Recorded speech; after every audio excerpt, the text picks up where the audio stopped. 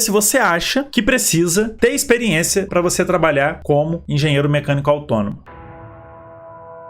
Só pelo simples fato de você pensar que você precisa ter experiência, você deixa de trabalhar como engenheiro mecânico autônomo. Porque quando você pensa, Alan, mas eu não tenho experiência na área de NR12, aí o que acontece? Às vezes aparece uma oportunidade, o medo fala mais alto e você deixa aquela oportunidade passar. Então é muito interessante a gente entender como que isso foi instalado na nossa cabeça. Da onde que a maioria dos profissionais hoje no mercado tiram que você precisa de ter experiência, quiçá muita experiência para trabalhar como engenheiro mecânico, e agora eu tô falando de engenheiro mecânico autônomo. Eu vou resgatar um conceito, na verdade é uma frustração que surge quando você ainda está na graduação. Lá na graduação, você é condicionado a ser empregado, você é condicionado a trabalhar para uma empresa. Logo, e na maioria das vezes, essa empresa, ela já vem com um cargo lá para você assumir, que não é de engenheiro. Às vezes passa pelo processo de você fazer um estágio, depois trainee, depois subir como engenheiro, ganhando o que realmente não ganha, né? Para você daqui a uns anos chegar até lá. Então essa frustração ela começa na graduação. Depois que você forma, você começa a procurar emprego no LinkedIn, você começa a procurar emprego no Google, em várias plataformas, e aí tem um grande problema. Quando você começa a procurar emprego no LinkedIn, começa a aparecer frustração porque você olha lá, vaga de emprego para engenheiro mecânico, 10 anos de experiência, ou pede experiência até de coisa que não existe. Então, esse pensamento que a gente cria, que eu preciso ter muita experiência, ou que eu preciso ter experiência para de fato exercer minha função,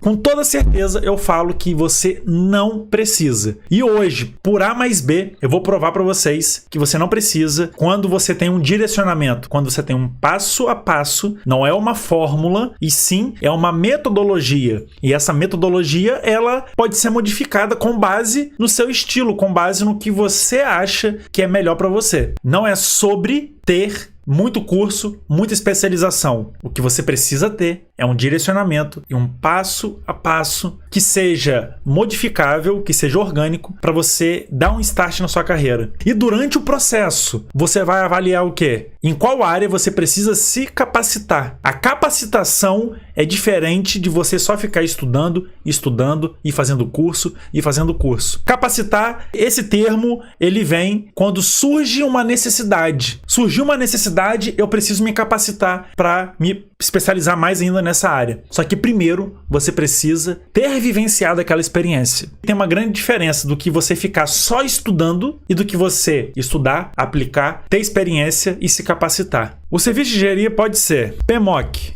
NR12, máquinas pesadas. Inclusive, eu já fiz uma aula sobre máquinas pesadas. Pode ser playground, incêndio, pode ser estruturas metálicas e etc. Você consegue aplicar o que eu vou passar agora para vocês. Dentro aqui da hipótese 1 de você receber a demanda do cliente, esse cliente ele pode procurar você por uma notificação. Então, geralmente a empresa, por uma falta de adequação, alguma máquina ou equipamento que esteja fora da adequação, ela recebeu a fiscalização, foi notificada, ela tem um prazo a ser cumprido, então essa empresa vai procurar um profissional, você engenheiro mecânico. O outro pode ser por conta própria, mas o cliente já te procura, porque ele quer adequar a empresa dele, quer manter tudo certinho, ele tem um critério lá, ele tem a ISO 9001, então ele quer manter aquilo tudo muito redondinho, muito bonitinho, tudo adequado para não trazer problemas trabalhistas, acidentes de trabalho, entre outras coisas. É difícil de acontecer esse segundo caso? É, mas pode. Quando você prospectar o cliente, pode acontecer, o cliente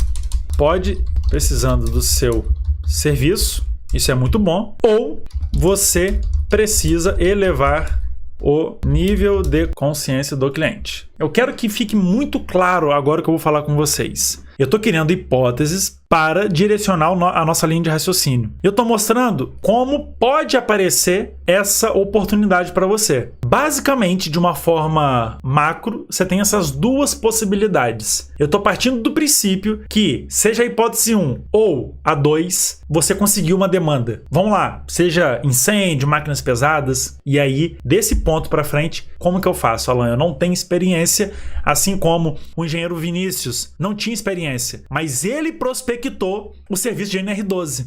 Então ele prospectou e o cliente estava precisando, ele foi direcionado para a área de NR12 e ele conseguiu fechar. Adivinha o que aconteceu com ele? Surgiu uma pergunta: Alan, como que eu faço um serviço nessa área de NR12? Eu nunca fiz, eu não tenho experiência. E aí começa agora o nosso passo a passo. Quando você recebe uma demanda, isso aqui é muito importante você entender. O que a maioria faz? Fica desesperado. O que a maioria faz? Deixa o serviço passar. Se auto-sabota, né? Pensa assim: eu nunca fiz isso aí. Eu não tenho ninguém para me ajudar, eu vou abrir mão. Eu vou esperar uma outra oportunidade. Só que essa outra oportunidade, às vezes, demora 2, 3 anos. Ou ela só aparece quando você resolve se juntar ali a uma comunidade de engenheiros, como o Anticrise, por exemplo. Aí pode surgir outras oportunidades. Só que existe uma forma de você pisar no freio para você começar um processo de reflexão e mudança na sua forma de pensar para você realizar o serviço. Ela é muito simples, é entender a demanda do cliente. Qual que é o objetivo? Trazer clareza para uma precificação, para ter um direcionamento para a realização do serviço. Alan, me dá um exemplo de ter clareza na demanda do cliente. Eu recebi um e-mail recentemente de um cliente falando assim: preciso de um laudo técnico para empilhadeira.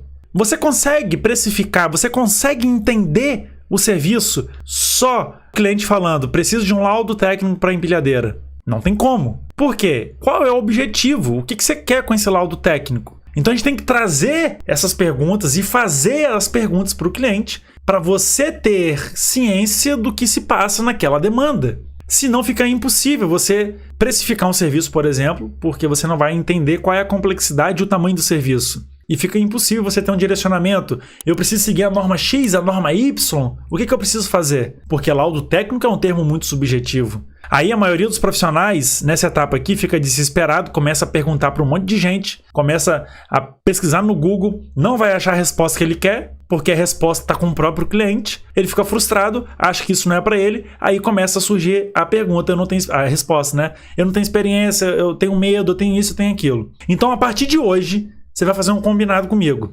Apareceu a demanda, você vai pisar no freio, calma. Traz a clareza daquele serviço. Um outro exemplo, na área de incêndio, o cliente me procurou pedindo um laudo técnico para o estabelecimento. Era um cerimonial para eventos. Aí eu comecei a fazer perguntas. Mas como assim um laudo técnico para o cerimonial? Aí ela começou a falar: não, porque o corpo de bombeiro notificou o nosso estabelecimento. Opa, primeira informação. Aí depois eu perguntei: tem como você fornecer a notificação? Ela forneceu a notificação. Aí lá eu consegui ter ciência do que é e o tamanho do problema. Então no primeiro momento, o laudo técnico, quando fala laudo técnico para mim, é lá, faz uma vistoria, tira umas fotos e acabou. Agora, é diferente de, no corpo de bombeiro, por exemplo, você fazer um projeto técnico que demanda mais tempo, é mais complexo. O preço muda. Antes era 2.000, foi para 4.000 reais. Um serviço que foi executado em uma semana. Se fosse apenas uma vistoria, seria um dia. Entende a importância da clareza desse serviço que você vai estar realizando? A mesma coisa é para PMOC,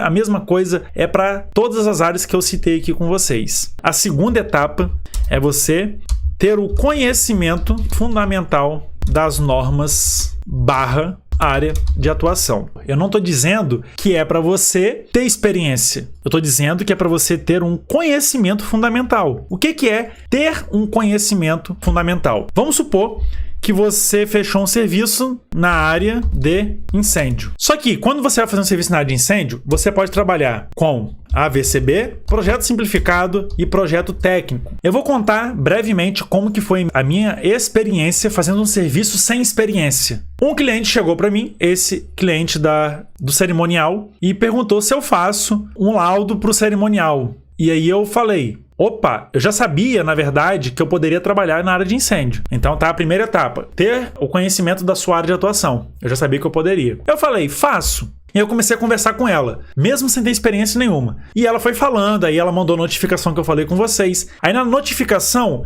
eu vi algo assim, conforme NT 01. NT significa norma técnica. Pelo simples fato de entender isso aí na notificação, eu corri atrás do que é essa NT 01. Mas Alan, e se eu não tenho a notificação? E se eu não tenho um direcionamento inicial do serviço? Você vai procurar pela área. Então, se é uma área de NR12, e você não tem notificação, você não tem direcionamento nenhum, o cliente só chegou e falou para você, primeiro, você precisa entender o que realmente ele precisa na área de NR12. Segundo, você pode ir no Google e pesquisar normas técnicas para adequação de NR12. Você vai ver que é a própria NR12, você vai ver que tem algumas NBRs exclusivas para adequação de NR12, normas técnicas para o corpo de bombeiro. E é assim que eu fiz. Então, a partir de uma notificação, eu não tinha conhecimento nenhum. Eu cheguei aqui no Google e eu digitei norma técnica corpo de bombeiro do Espírito Santo. Aí abriu isso aqui, tá aqui ó, cb.es.gov, normas técnicas. Aí aqui tá, legislação vigente e revogada, vou em vigente, né? Olha que interessante, aqui você já encontra um monte de coisa. No primeiro momento, eu quero saber o que é NT01, com base naquele direcionamento. Então, ó, NT tá aqui, e aqui eu tenho todas as normas técnicas do Corpo de Bombeiro do Espírito Santo. A mesma coisa funciona para todos os estados. Eu passei o olho na grande maioria das NTs 01 para entender de fato o que se passa nesse serviço. Esse foi o caminho que eu fiz, então eu cliquei aqui, por exemplo, procedimento administrativo, parte 6, checklist de vistoria e medida de segurança contra incêndio e pânico em áreas de risco. Cliquei aqui e eu comecei a ler o escopo da norma, comecei a ver, né, entender um pouco mais sobre o objetivo da norma. Então tá aqui, ó, qual que é o objetivo da norma? Essa aqui é uma norma relativamente grande, nem todos são assim. Essa aqui tem 190 páginas, mas aí você vai pesquisando e entendendo, tá? Então esse é um processo comum que eu cheguei para fazer especificamente esse serviço da área de incêndio. Alan, foi fácil? Não foi fácil, tá? Não foi fácil. Inclusive, esse serviço aqui me deu uma certa dor de cabeça, porém eu consegui vencer, eu consegui fazer, mesmo sem experiência. Aí você vai ativando a sua rede de contatos, que isso é um ponto que eu ia recomendar para vocês. Quando você faz parte de uma comunidade que tem mais engenheiros, né, como Anticrise, por exemplo, você consegue se conectar com pessoas, adquirir esse conhecimento para você então conseguir resolver um problema. Nesse caso aqui, o que eu fiz? Conhecimento fundamental da norma. Eu entrei no site e eu li, estudei aquelas normas para conseguir entender. A partir do momento que eu comecei a estudar um monte de norma, eu fiquei perdido. O que eu fiz? Liguei para o Corpo de Bombeiro. Olá, tudo bem? Eu estou realizando serviço, a cliente recebeu uma notificação de vocês. Eu gostaria de entender um pouquinho melhor como que é essa situação. Aí eu falei para o Corpo de Bombeiro, é a primeira vez que eu faço esse serviço e eu não tenho um direcionamento, como que eu posso executar esse serviço? Aí o corpo técnico do Corpo de Bombeiros falou, olha, para você fazer isso aí, você tem que seguir a norma tal, tal, tal, tal. Acabou. 4 normas, eu li, peguei, fiz o serviço junto com o network, junto com o estudo dessas normas. Repara, eu não preciso ter a expertise nem a experiência. Basta eu entender esse processo que eu passei para vocês, de conhecer, ter o conhecimento fundamental das normas ali para você estar seguindo com essa área de atuação. Etapa 3, criar um checklist / anotar pontos importantes sobre essa área de atuação. Quando você vai fazer um serviço de PMOC, você tem conhecimento, eu garanto aqui, que a maioria que ainda não fez e que já fez, não tem um conhecimento de todas as peças de um ar-condicionado. Então, uma saída muito boa para você estar fazendo checklist, anotando pontos, né? Tá entendendo mais sobre aquela área? Procure pelo manual do fabricante. Posso te falar um segredo? Eu estou fazendo um serviço lá na Bahia de NR12. Esse serviço é para redução de risco, para proteção das máquinas e equipamentos. Beleza? O que envolve esse serviço? Tá? É você fazer os projetos para você eliminar ou reduzir o máximo risco daquela máquina e equipamento. Eu não tenho conhecimento nas máquinas que estão lá. Eu sei o que é uma serra-fita. É um esmeril e é uma rosqueadeira. Só que são modelos que eu nunca vi e tudo mais. Como que eu faço para ter o conhecimento para resolver esse serviço de engenharia? Eu vou abrir aqui agora para vocês. Como a gente está fazendo tudo na prática aqui, eu vou mostrar aqui na prática para vocês. Eu solicitei o responsável pelo serviço, que está lá de frente, os manuais da máquina e equipamento. Nesse caso, eu tinha os manuais, né? Essa máquina e equipamento tem os manuais. É menos mal. Tem algumas fotos. Isso aqui é uma rosqueadeira, beleza? Você bota o tubo aqui, ele faz rosca na ponta do tubo. Como que eu faço para ter ciência nisso aí? Eu busco o manual. Então tá aqui, ó, rosqueadeira elétrica. Aí, ó, todas as informações do que eu preciso para conhecer essa máquina, inclusive fazer projeto. Peças, cada item da rosqueadeira e tudo mais. Então esse é o processo para você estar realizando um serviço de engenharia. Nesse caso aqui, essa dica que eu acabei de dar para vocês, de procurar o manual do fabricante, é uma dica muito valiosa e muitos profissionais acabam ignorando essa dica. O quarto passo é você agendar uma visita em loco.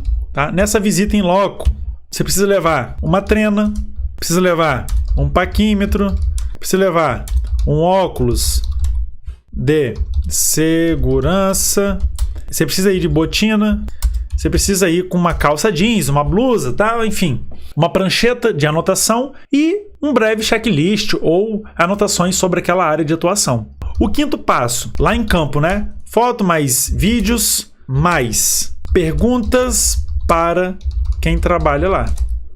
Às vezes você não tem o conhecimento de uma máquina ou equipamento e tá tudo bem. O que você precisa fazer? Perguntar. Antes daquele serviço, você já vai ter a ciência de qual máquina que é, então você consegue fazer toda essa pesquisa que eu mencionei agora com vocês. E lá, caso você ache necessário, você pode pedir o cliente para rodar a máquina, para funcionar aquela máquina, para então você entender como que é o funcionamento dela. Sexto, você vai elaborar a documentação. E sétimo, você vai entregar para o cliente. Repara que eu falei 7 etapas para você executar um serviço mesmo sem experiência, e eu falei para você focar na etapa 1 e 2, porque a etapa 1 e 2, na minha opinião, é uma das etapas mais importantes aqui para você conseguir vencer essa barreira de trabalhar como engenheiro mecânico autônomo achando que não tem experiência.